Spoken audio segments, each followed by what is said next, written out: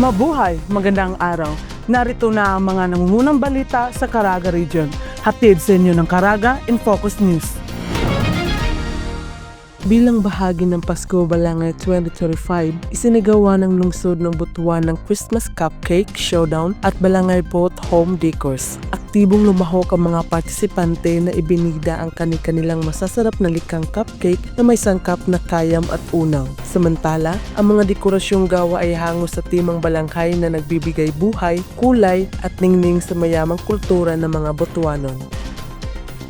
Isang mahalagang pagkilala ang iginawad sa lalawigan ng Agusan del Norte para sa advokasya nito sa inklusibong pagpapaunlad ng komunidad sa ginanap na 2025 TESDA National Kabalikat Awards sa Philippine Trade Training Center sa lungsod ng Pasay. Sa pamumuno ni Governor Maria Angelica Rusdal M. Amante, kinilala ang mga pamahalaang panlalawigan ng Agusan del Norte bilang National Awardee sa kategoryang Local Government Unit bilang pagkilala sa malaking ambag nito sa pagpapaunlad ng teknikal na edukasyon, pagpapalakas ng kakayahan ng manggagawa at patuloy na suporta sa mga programa ng TESDA sa buong lalawigan.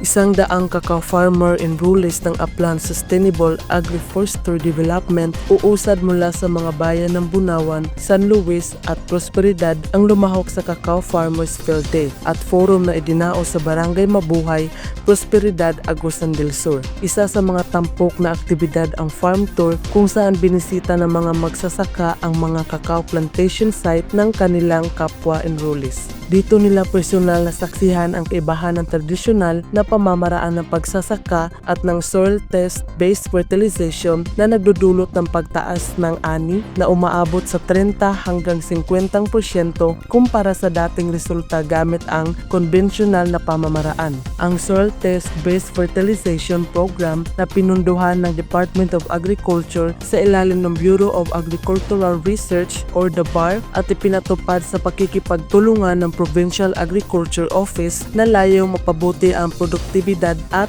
kabuhayan ng mga cacao farmer sa buong Agusan del Sur. Formal nang sinimula ng lungsod ng Surigao ang selebrasyon ng Pasko ngayong taon sa pamamagitan ng taunang light-up ceremony sa Luneta Park. Ang kaganapan ay hudyat ng pagsisimula ng mga pagdiriwang sa Kapaskuhan ng lungsod at dinaluhan ito ng mga pamilya, kabataan at mga bisita upang saksihan ang pag-ilaw ng parke na may temang Golden Christmas Village. Tampok sa Luneta Park ang mga kulay gintong ilaw at mga dekorasyon na sumisimbolo ng Kapaskuhan. Pinangungunahan ni Mayor Pablo A. Dumlao II kasama si Vice Mayor Alfonso Casura, Board Member John Cobilan at mga miyembro ng sangguniang panglungsod. Ang seremonya na isinunda ng fireworks display. Lalong naging masaya ang okasyon sa pagdating ni Santa Claus na namahagi ng kindi sa mga bata. Inaanyayahan ng pamahalaang lungsod ang lahat na bisitahin ang Luneta Park at makilahok sa mga inihandang aktibidad para sa buong komunidad.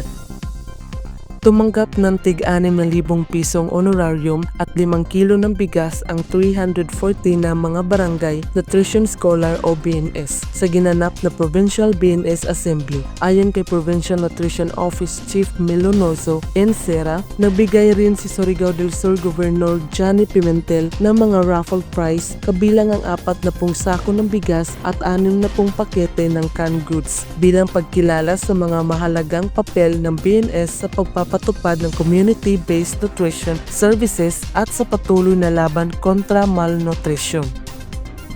Ipinagtibay ni Dinagat Island Governor Nilo P. De Mary Jr. kasama si Mindanao Development Authority Secretary Leo Magno at iba pang miyembro sa delegasyon ng Pilipinas ang ugnayang panlabas sa kanyang pagpunta sa National Parliament sa Republika ng Korea sa Seoul, South Korea. Ang hakbang na ito ay bahagi ng layunin ng lalawigan na palawakin ang mga sektor sa hanap buhay at makalikha ng mas maraming oportunidad para sa mga manggagawang dinagatnon sa South Korea. Isang bansang kilala na may matibay na batas sa paggawa, modernong industriya at may mataas na pagpapahalaga sa mga migranteng manggagawa.